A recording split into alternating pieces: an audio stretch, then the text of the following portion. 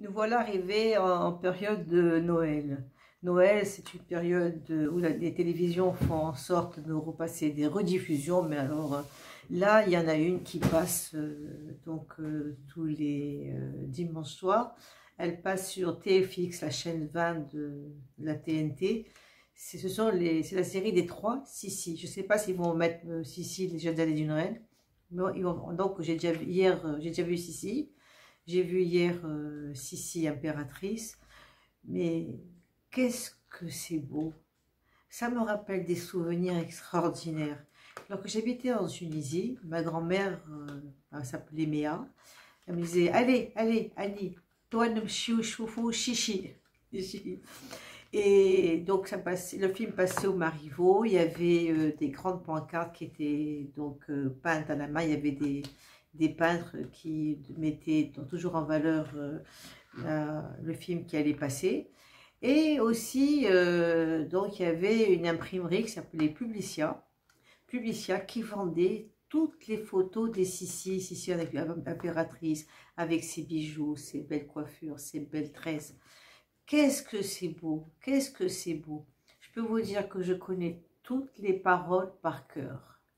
Il y en a une que je connais particulièrement, c'est lorsque, dans le film Sissi face à son destin, c'est là où elle a été très malade, elle a été poitrinaire, elle avait été à Madère pour se soigner et France lui envoyait régulièrement des bijoux, des bracelets en diamant. Matani un petit bracelet pour moi. Bon, c'est pas pour moi ça. Donc je n'ai pas ces moyens, je n'ai pas trouvé le prince charmant qui peut me remplir de diamants et d'or. Et voilà, et je me rappelle donc cette phrase, c'est lorsque elle devait partir en voyage, elle devait aller, je crois, en Grèce ou à Chypre. Elle était avec sa mère, avec le colonel Bugle, et le colonel Bugle très gauche dans sa vie. Et donc, sa mère lui dit: il faut absolument que tu ailles voir le docteur, donc il doit t'ausculter parce qu'il faut qu'il rende des comptes à l'empereur. On voit Sissi arriver avec une très belle robe blanche, toute gonflante, et une robe blanche avec des petits pois bleus, bien coiffée, très bien. On dirait qu'elle était en voie de guérison, puisque sa mère était venue pour lui donner le moral. Il n'y a pas une chose qui donne le moral lorsqu'une fille retrouve sa mère, lorsqu'elle s'entend bien avec elle, attention. Hein. Et donc, à un moment, le médecin l'ausculte avec un genre de stéthoscope, je ne sais pas quoi, il le met dans le dos. Il lui dit: respirez, respirez, respirez. Il dit: mais j'entends rien, j'entends rien. Elle a dit: recommencez, recommencez, j'entends rien, j'entends rien.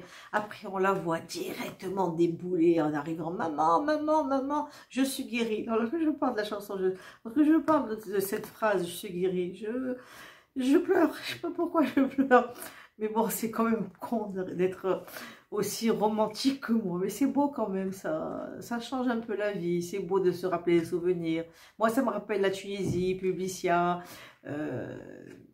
C'est beau. Elle était d'une beauté fatale. Mais bon, sa mère, pour des raisons particulières, Magda Schneider, je ne l'aimais pas trop parce qu'elle était avec Hitler, malheureusement. Et Romy Schneider, lorsqu'elle a eu des enfants, elle appelait sa fille Sarah et son fils David. C'est certainement pour se racheter de ce que sa mère a fait. Bon voilà, donc vous voyez, la semaine prochaine, vous voyez, il y a Sissi face à son destin. Alors ne ratez pas, hein, voilà, Sissi.